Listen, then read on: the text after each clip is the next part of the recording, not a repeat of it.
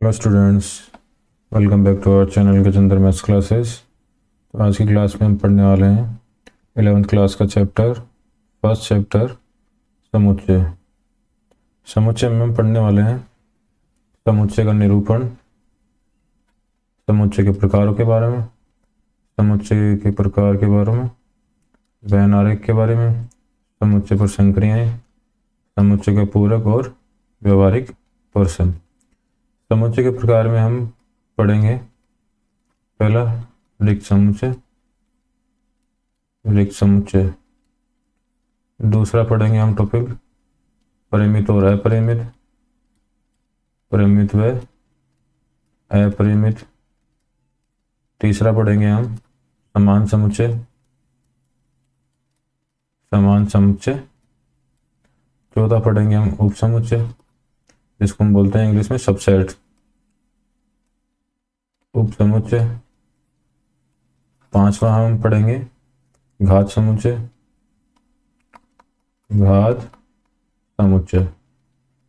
और छठवां पढ़ेंगे हम सार्वत्रिक समुच्चय।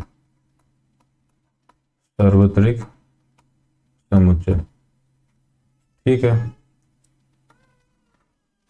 ये पढ़ेंगे हम समुच्चय के प्रकार में कि समुच्चय कितने प्रकार होते हैं, ये प्रकारों के बारे में हम पढ़ेंगे।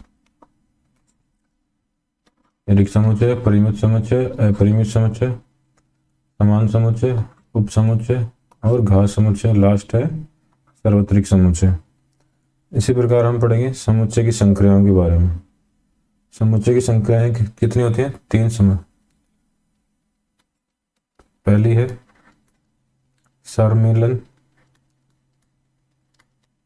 सम्मिलन, दूसरा है सर्वनिष्ठ, तीसरा है अंतर। ये पढ़ेंगे हम समुच्चय की संक्रिया में, तीनों चीजें। ठीक है, ये 6 पॉइंट हम पढ़ने वाले हैं इस चैप्टर में। ओके, तो सबसे पहले हम स्टार्ट करते हैं समुच्चय की डेफिनेशन। सबसे पहले हम लिखेंगे समुच्चय की डेफिनेशन। समुच्चय की डेफिनेशन क्या होती है? वस्तुओं के सुपरिभाषित संग्रह को हम समुच्चय कहते हैं। वस्तु कह दो या अव्यय कह दो या एलिमेंट कह दो, वस्तुओं या अव्यय भी बोल सकते हैं। अवयवों के सुपरिभाषित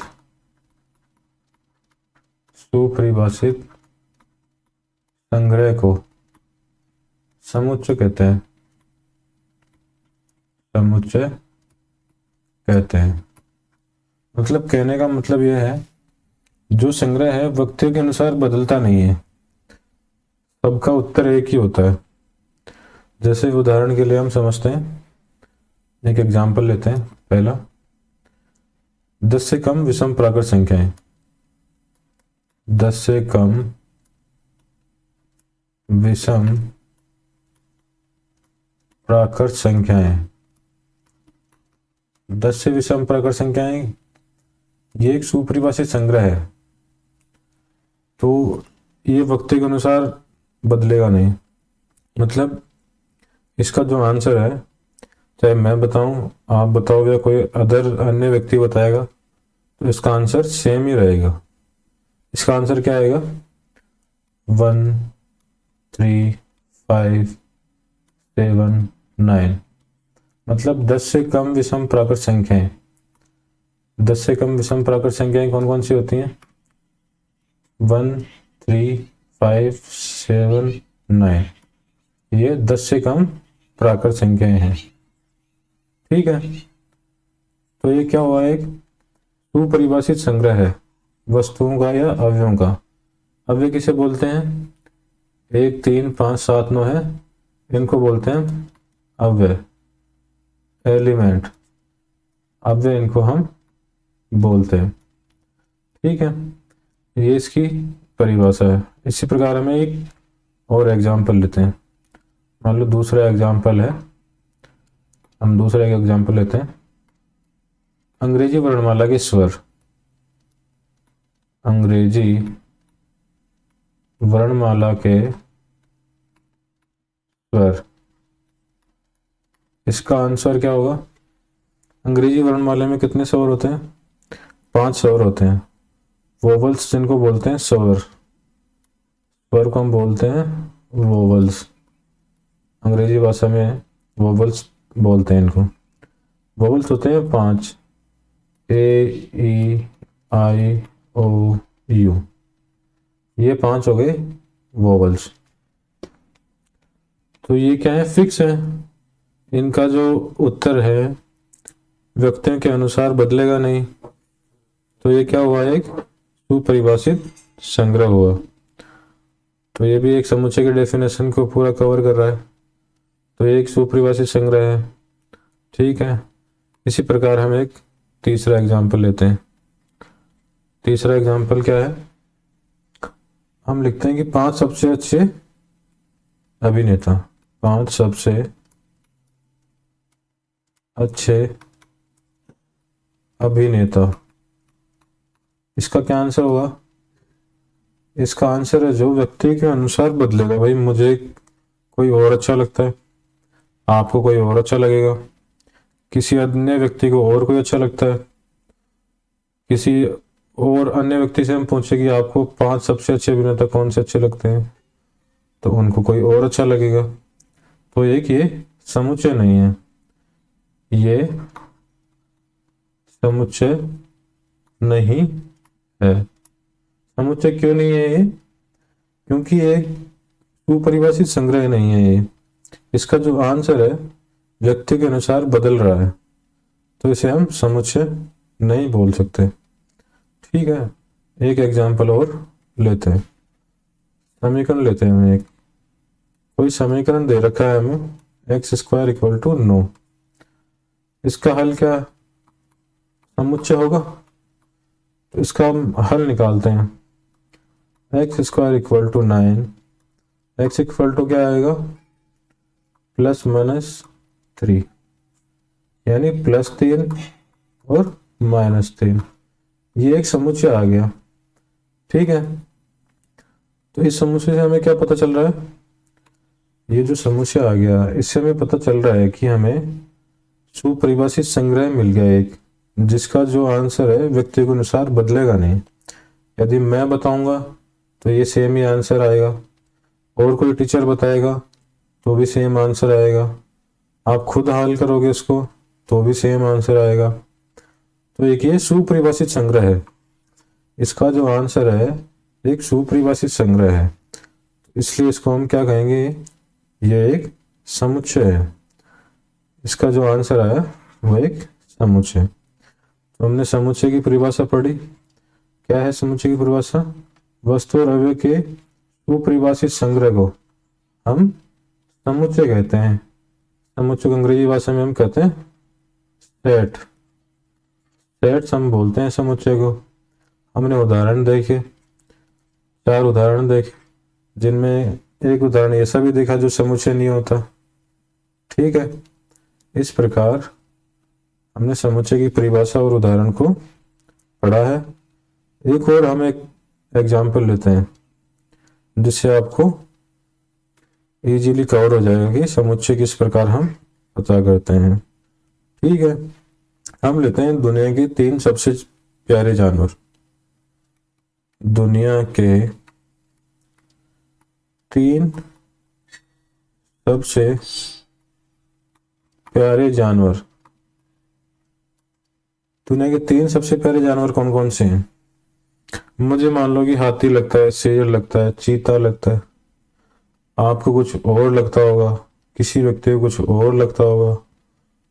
तो सबके जो आंसर है वो डिफरेंट है, मतलब संग्रह है जो व्यक्तियों के अनुसार बदल रहा है, उत्तर एक नहीं आ रहा, तो ये समुच्चय नहीं है। तो हम क्या बोलेंगे? यह है समुच्चय नहीं है। समुच्चय वही होता है, समुच्चय एक लाइन याद रखो आप, इसको मैं आपको हाईलाइट कर देता हूँ, नोट लिख देते हैं एक। समुच्चय किसे कहते हैं? प्रत्येक व्यक्ति का सेम आंसर होना चाहिए, सेम आंसर होना चाहिए, वही समुच्चय होगा। ठीक है, मतलब यदि मैं बताऊं, यदि कोई और आपको बताए, आंसर एक ही आना चाहिए। ठीक है, तो ये हुई समुच्चय की परिभाषा और उससे रिलेटेड एग्जाम्पल्स। अब हम चलते हैं समुच्चय के निरूपण। निरूपण क्या होता है? मतलब इनको दर्शाना, लिखना, किस प्रकार से हम इसको लिख सकते हैं, कितने प्रकार में लिख सकते हैं, कैसे लिख सकते हैं, उसके बारे में हम पढ़ेंगे। अब पढ़ेंगे हम समुच्चयों का निरूपण।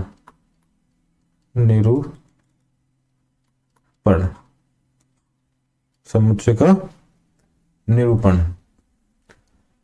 ठीक है, समुच्चय का निरूपण करने से पहले मैं बता दूं, समुच्चय का निरूपण करने की दो विधियां होती हैं।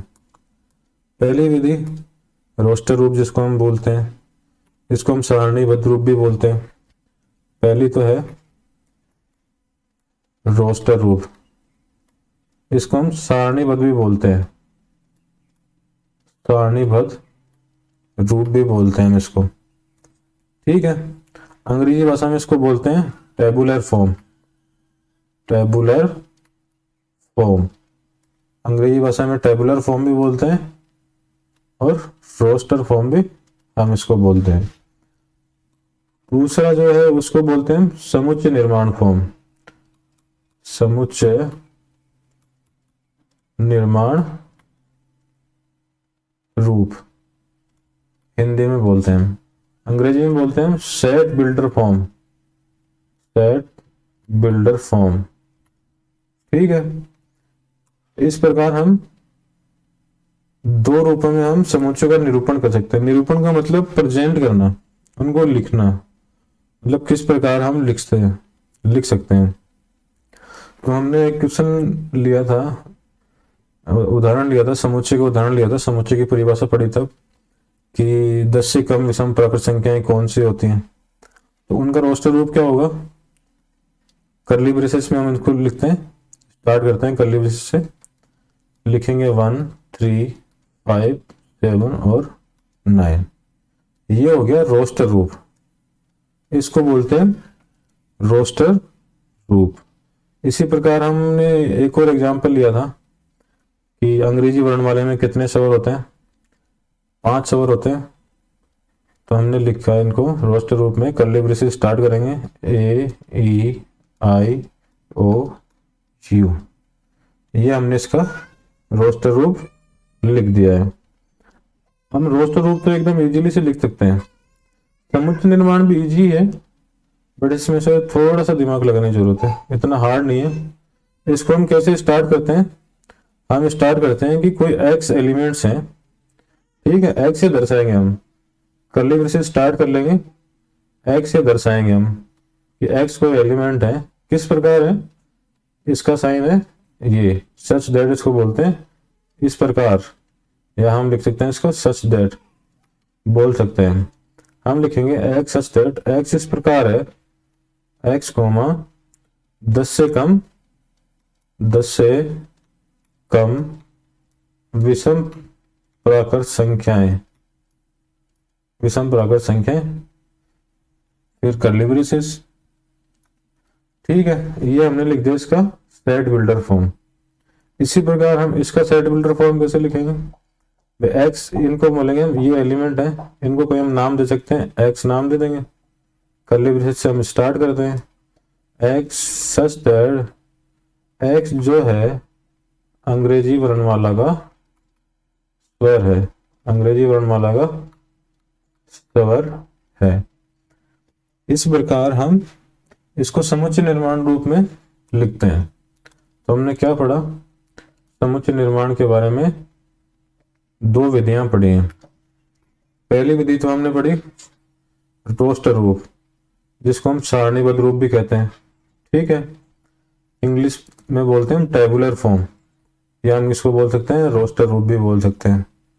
ये हमने इसका रोस्टर रूप लिखा, ठीक है। कर्ली ब्रेसेस में हम इसको लिखते हैं 13579, जो 10 से कम विषम प्राकृत संख्याओं का एक समुच्चय है। इसी प्रकार हमने दूसरा देखा कि अंग्रेजी वर्णमाला के स्वर कौन कौन से होते हैं, ए ई आई ओ यू, ये हो गया इनका रोस्टर रूप। फिर हमने पढ़ा समुच्चय निर्माण रूप के बारे में। समुच्चय निर्माण रूप के बारे में कैसे लिखते हैं, इसको हम अंग्रेजी भाषा में बोलते हैं सेट बिल्डर फॉर्म। अंग्रेजी भाषा में सेट बिल्डर फॉर्म इसको बोलते हैं। अब इसको हम कैसे लिखते हैं, एक बार इसको थोड़ा सा वापस समझो, इसमें थोड़ा सा कंफ्यूजन रहेगा बच्चों को। तो इसमें क्या है, हम मानते हैं कि ये जो एलिमेंट दे रखे हैं इनको हम x मान लेते हैं कि भाई x कोई एलिमेंट है, ठीक है। वो किस प्रकार है, वो इस प्रकार है कि 10 से कम विषम प्राकृत संख्याएं हैं, ठीक है। तो हम लिखेंगे x जो है 10 से कम विषम प्राकृत संख्याएं हैं, ठीक है। तो इसको हम इस प्रकार सेट बिल्डर फॉर्म में लिख सकते हैं।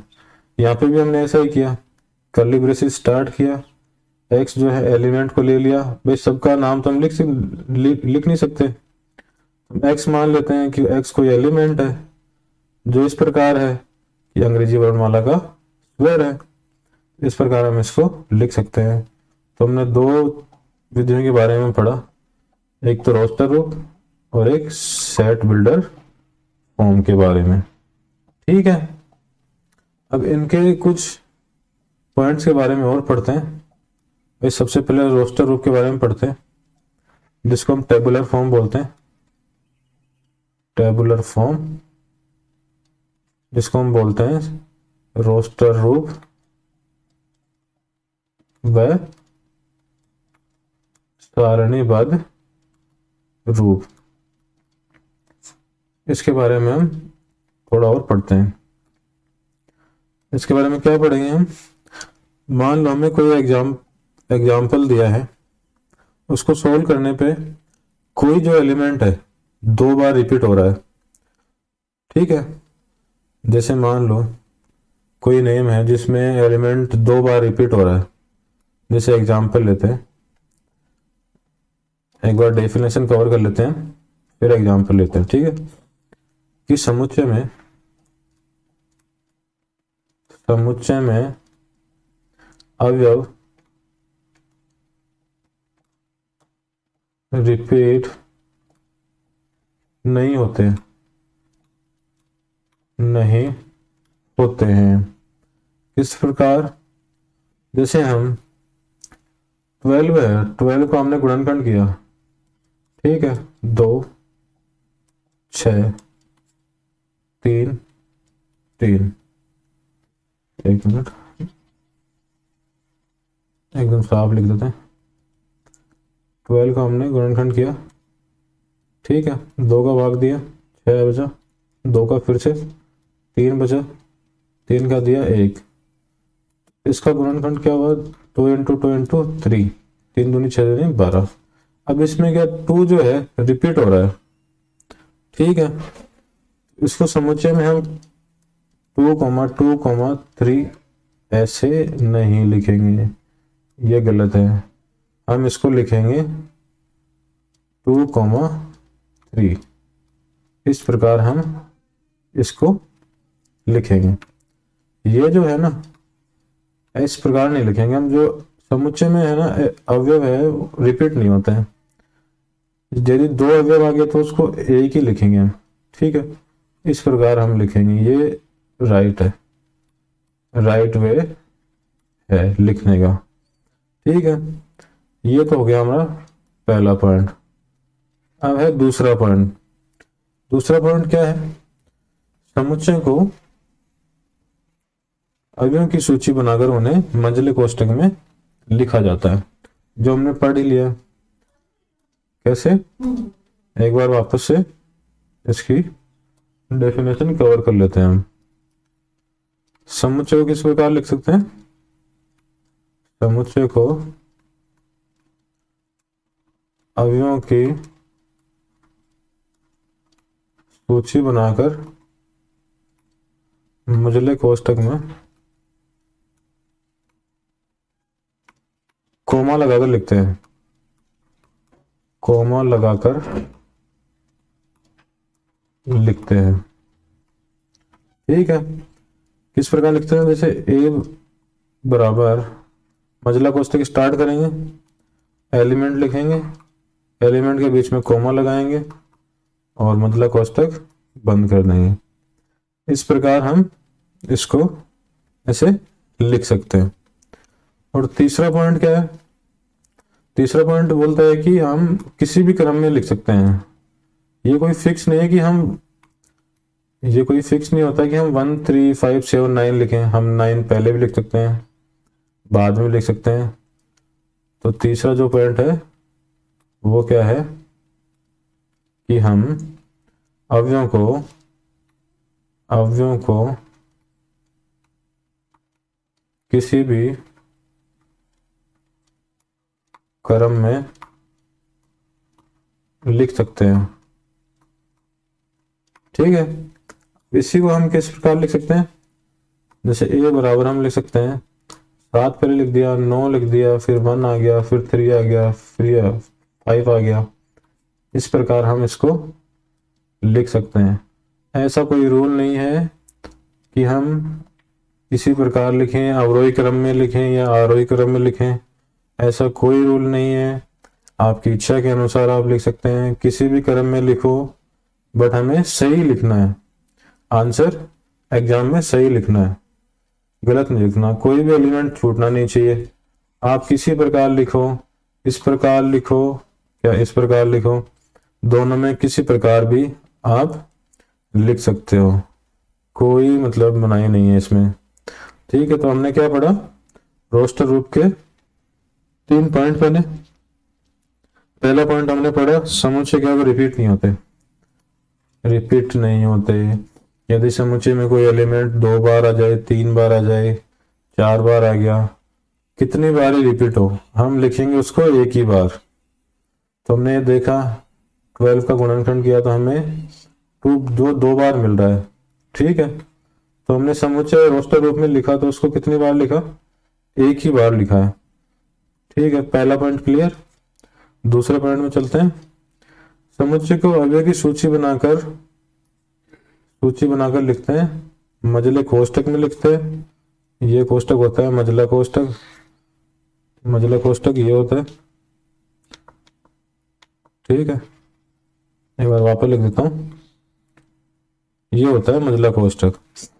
अवयवों के बीच में हमें लगाना है, कोमा लगा के लिखना है। इस प्रकार हमें कोमा लगाना है और कर्ली ब्रेसेस हर बार बंद करना है। ठीक है, ये हमने समुच्चय के सारणीबद्ध रूप के बारे में पढ़ा है, किसके क्या क्या पॉइंट है, हमें कैसे लिखना है, किस प्रकार सूची बनानी है, किस क्रम में लिखना है, रिपीट करना है या नहीं करना है, इन चीजों के बारे में हमने पढ़ा। अब चलते हैं हम समुच्चय निर्माण के रूप के बारे में। इस समुच्चय निर्माण रूप के भी कुछ पॉइंट्स होंगे, तो हमें किस प्रकार हमको लिखना है या नहीं लिखना। ठीक है, तो हम लिखते हैं समुच्चय निर्माण रूप के बारे में। समुच्चय निर्माण रूप के कुछ पॉइंट्स हैं, उसके बारे में हम पढ़ते हैं। इसके बारे में क्या है? इस विधि में हम क्या करेंगे? इस विधि में मझले कोष्ठक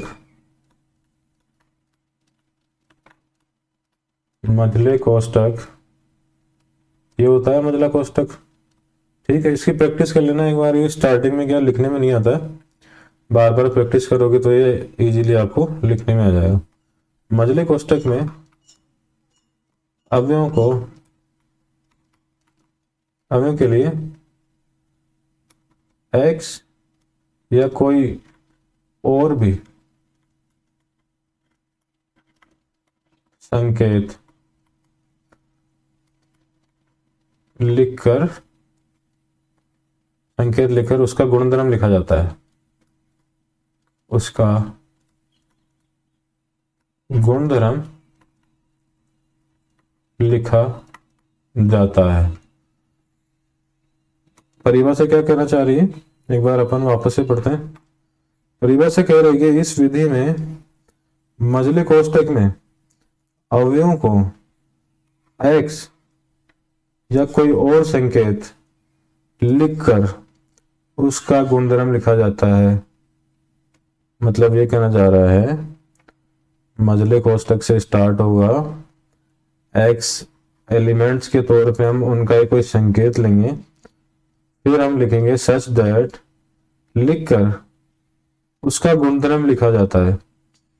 जैसे हमने लिखा था ना अभी रोस्टर रूप के बारे में, भाई रोस्टर रूप किस गुणधर्म के आधार पर बना हुआ है, यहाँ पे हम उसका गुणधर्म लिखते हैं, फिर मझला कोष्ठक बंद कर देते हैं। ये इसका टाइप है लिखने का। मतलब जैसे हमने लिखा था ना 1 3 5 7 9, ठीक है, ये रोस्टर रूप था। हमने इसको समुच्चय निर्माण रूप में कैसे लिखा था, मझला कोष्ठक स्टार्ट किया, ये अवयव है, इनका अलग अलग हम नाम तो लिख नहीं सकते, हम x भी लिख सकते हैं, y भी लिख सकते हैं, z भी लिख सकते हैं, p भी लिख सकते हैं, q भी लिख सकते हैं, r भी लिख सकते हैं, कुछ भी आप मतलब संकेत के लिए कोई भी एक नाम इसमें से ले सकते हैं। ठीक है, मान लो कि x की जगह आपको y अच्छा लग रहा था, y लिख लो। फिर हमें लगाना है सच दैट, ये भी लिख सकते हैं हम या ऐसे भी लिख सकते हैं हम। फिर क्या लिखेंगे, y जो है 10 से कम विषम प्राकृत संख्या है। ठीक है, ये आ गया इसका समुच्चय निर्माण रूप। जो इसकी परिभाषा है इस प्रकार है। परिभाषा एक बार वापस से कवर कर लेते हैं कि मझले कोष्ठक में अवयवों को x या कोई और भी संकेत हो, आपको जो अच्छा लगता हो संकेत, उस संकेत से लिखकर उसका गुणधर्म हम लिखते हैं। ठीक है, ये कवर होता है। अब हम कुछ एग्जाम्पल लेते हैं, छोटे कुछ एग्जाम्पल लेते हैं कि उनका हम समुच्चय निर्माण रूप लिखते हैं। ठीक है, मतलब इजीली है वो आपके प्रैक्टिकल नॉलेज के लिए कि भाई आपको थोड़ा समझ आ जाए, ज़्यादा हार्ड भी नहीं है। तो हम शुरू करते हैं कि पहला हमें दे रखा है, वैसे हमने पढ़ भी लिया है ये, फिर भी हम वापस इसको पढ़ लेते हैं एक बार, थोड़ा आपको इजी हो जाएगा और समझ में भी आ जाएगा। दे रखा है 1 4 9 16, ये दे रखा है, इसको हमें लिखना है समुच्चय निर्माण रूप में। दूसरा दे रखा है AEIOU, ठीक है, दूसरा ये दे रखा है। तीसरा क्या दे रखा है, तीसरा दे रखा है 4 5 6 7 8 और 9। ठीक है, इनको हमें लिखना है समुच्चय निर्माण रूप में। ये तो दे रखा है हमें रोस्टर रूप, यहाँ लिखना है हमें सेट बिल्डर फॉर्म। यहाँ क्या लिखना है, सेट बिल्डर फॉर्म में हम इनको लिखना है। रोस्टर फॉर्म में हमें ये दिया हुआ है, सेट बिल्डर फॉर्म में इनको कन्वर्ट करना है। कैसे कन्वर्ट करेंगे, सेट बिल्डर फॉर्म का जो डेफिनेशन है क्या पढ़ा था कि हम मझले कोष्ठक से स्टार्ट करते हैं, अवयवों के लिए कोई संकेत लेते हैं, इस प्रकार लगाते हैं, फिर उसका गुणधर्म लिखते हैं कि x किस प्रकार है, x किस प्रकार है 5 से कम छोटी प्राकृत संख्या का वर्ग है। मतलब 1 जो है, ठीक है, 1 का स्क्वायर 1, 2 का स्क्वायर 4, 3 का स्क्वायर 9, 4 का स्क्वायर 16। ठीक है, तो हम क्या लिखेंगे, 5 से कम छोटी भी लिख सकते हैं, प्राकृत संख्या का वर्ग है,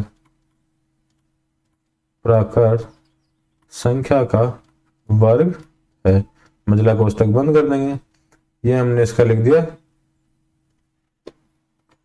सेट बिल्डर फॉर्म, हमने इसका लिख दिया इस प्रकार ये सेट बिल्डर फॉर्म हो गया।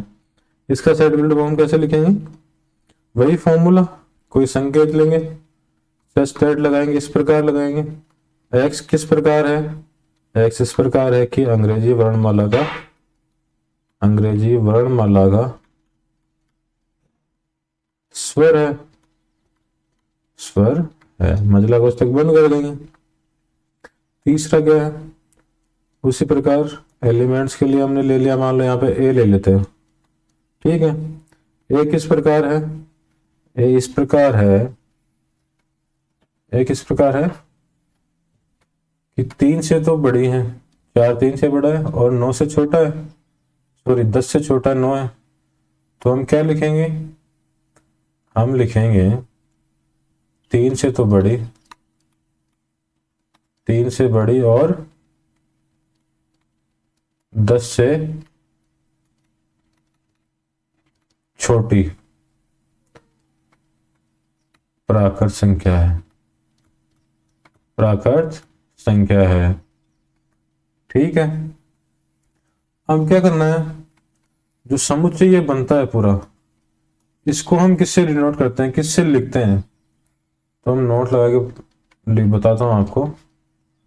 इसको हम लिखते हैं कैपिटल वर्णमाला के जो अक्षर है ABCD, हम लिखेंगे समुच्चय का नामकरण, समुच्चय का नामकरण किससे करेंगे हम, हमेशा कैपिटल लेटर से ही करना है, कैपिटल लेटर से ही लिखना है, ये हमेशा याद रखना। कैसे, इसको हम लिखेंगे A बराबर A बराबर A बराबर A बराबर, इनके पीछे भाई इसका भी तो कुछ नाम होगा ना, इसको ऐसे ही तो थोड़ी लिख देंगे हम थोड़ी बोलेंगे बार बार कि एक्स सच दैट एक्स अंग्रेजी वर्णमाला का स्वर एक समुच्चय। हम डायरेक्ट क्या बोलेंगे, एक कोई समुच्चय है, इस प्रकार ये दे रखा है, डायरेक्ट हम ऐसे बोलेंगे, ठीक है। ए की जगह हम बी भी ले सकते हैं, सी भी ले सकते हैं, कुछ भी ले सकते हैं। और जो एलिमेंट्स हैं इनको हम किस प्रकार लिखेंगे, एलिमेंट्स को हम लिखेंगे स्मॉल लेटर से, स्मॉल लेटर से समुच्चय के अवयवों को लिखते हैं, अवयवों को लिखते हैं, ठीक है। इस स्लाइड पे हमने क्या समझा, हमने समझा रोस्टर रूप से हम समुच्चय निर्माण रूप कैसे लिखते हैं, हमने सीखा।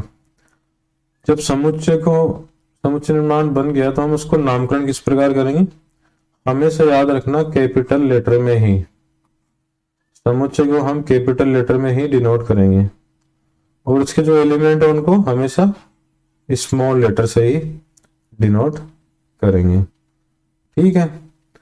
अब चलते हैं नेक्स्ट स्लाइड पे। इसमें हम पढ़ेंगे बिलोंग्स टू के बारे में। एक साइन होता है एप्सिलॉन, एप्सिलॉन साइन होता है इस प्रकार, इसको हम बोलते हैं एप्सिलॉन, एप्सिलॉन, ठीक है। मतलब इसका मतलब क्या है, अवयव, अवयव है या सदस्य है या में है, ये तीनों चीज याद रखो। मतलब इसको हम बोलते हैं इंग्लिश में बिलोंग्स टू, बिलोंग्स टू। जैसे हमें कोई पूछता है एड्रेस कि आप कहाँ से बिलोंग करते हैं, तो हम बोलेंगे कि I am belong from India, ठीक है, तो बिलोंग्स टू। अब मान लो इस प्रकार कोई अवयव है जो समुच्चय में नहीं है तो उसको लिखते हैं हम डजंट बिलोंग्स टू, अवयव नहीं है या सदस्य नहीं है या में नहीं है, ठीक है, यानी डज नॉट बिलोंग्स टू, इसको बोलेंगे हम डज नॉट बिलोंग्स टू, ठीक है। अब इन चीजों को हम पढ़ते हैं एग्जाम्पल के हिसाब से। मान लो हमें कोई एग्जाम्पल दिया था, कोई ए समुच्चय है इनमें 1 3 5 7 9, ये कोई एग्जाम्पल है। अब डज नॉट बिलोंग्स टू या बिलोंग्स टू का हम यूज कैसे करेंगे? भाई हमें बोल दिया 1 कोई एलिमेंट है, वो है बिलोंग्स टू ए, ठीक है, इस प्रकार लिखेंगे। या 3 है तो इसको लिखेंगे 3 बिलोंग्स टू ए, मतलब ए समुच्चय का सदस्य है 3 5 7 9, ये क्या समुच्चय का ए का सदस्य है, ठीक है। यदि इसमें कोई सदस्य नहीं है तो हम क्या लिखेंगे? Does not belongs to. हम लिखेंगे जैसे 6 है, 6 does not belongs to A, तो इस समुच्चय में हम 6 नहीं है तो हम क्या लिखेंगे? Does not belongs to, does not belongs to, ठीक है। तो हमने पढ़ लिया कि एप्सिलॉन का जो मतलब है वो किस प्रकार होता है। इस प्रकार होता है कि हम किसी भी अवयव को हम दर्शाते हैं कि ये अवयव इस समुच्चय का सदस्य है या नहीं है। सदस्य होगा तो हम बिलोंग्स टू लिखेंगे, यदि सदस्य नहीं होगा तो हम डज नॉट बिलोंग्स टू हम लिखेंगे, ठीक है। अब चलते हैं नेक्स्ट टॉपिक पे। नेक्स्ट टॉपिक पे हम चलते हैं। नेक्स्ट टॉपिक क्या है? मैथमेटिकल फॉर्म में कैसे लिखते हैं हम सेट बिल्डर फॉर्म को?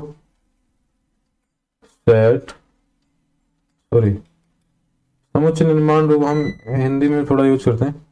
समुच्चय निर्माण रूप को मैथमेटिकल रूप में कैसे लिखते हैं? समुच्चय निर्माण रूप को गणितीय फॉर्म में कैसे लिखते हैं?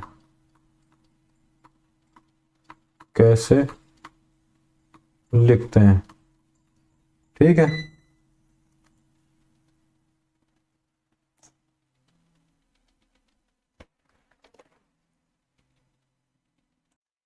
तो हम एक एग्जाम्पल समझते हैं, इसको गणितीय रूप में कैसे लिखते हैं समुच्चय निर्माण रूप को।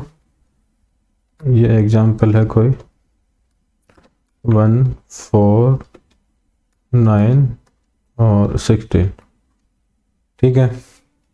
ये कोई एग्जाम्पल दे रखा है हमें, इसको हमें लिखना है मैथमेटिकल फॉर्म में। तो हमें क्या दिख रहा है? ये 4 एलिमेंट है, तो हमें दिख रहा है कि 1 का स्क्वायर 1 है, 2 का स्क्वायर 4 है, 3 का स्क्वायर 9 है और 4 का स्क्वायर 16 है। तो हम मैथमेटिकल फॉर्म में कैसे लिखे हैं? ए इक्वल टू एलिमेंट्स के लिए हमने x ले लिया, सच दैट x क्या है यहाँ पे? वर्ग है, तो n स्क्वायर लिख देंगे। और x कहाँ से बिलोंग कर रहा है? प्राकृत संख्या से, और प्राकृत संख्या हमें कहाँ तक लेनी है? n लेस देन 5 तक। इस प्रकार हम मैथमेटिकल फॉर्म में लिखते हैं इसको, ठीक है। समझ में आ? ये हमें एलिमेंट्स दे रखे थे, इस प्रकार हमने इसको मैथमेटिकल फॉर्म में लिख दिया है, ठीक है। चलते हैं नेक्स्ट स्लाइड पे। अब समझते हैं हम स्टैंडर्ड सेट्स के बारे में। कुछ स्टैंडर्ड सेट्स होते हैं, जैसे पहला है n, प्राकृत संख्याओं का समुच्चय, ठीक है। इनमें क्या आते हैं? 1 2 3 4 5। इसी प्रकार दूसरा है W, जिसको हम बोलते हैं पूर्ण संख्याओं का समुच्चय। पूर्ण संख्याओं का समुच्चय, इनमें 0 ऐड जाता है, 1 2 3 4, ये हो गया पूर्ण संख्याओं का समुच्चय। फिर आता है पूर्णांकों का समुच्चय, इसको हम जेड से लिखते हैं, पूर्णांकों का समुच्चय। इसमें क्या होता है, ऋणात्मक संख्याएं जुड़ जाती हैं।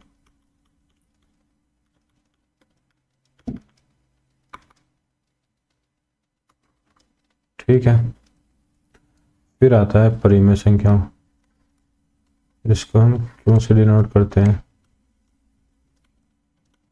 परिमेय संख्याओं का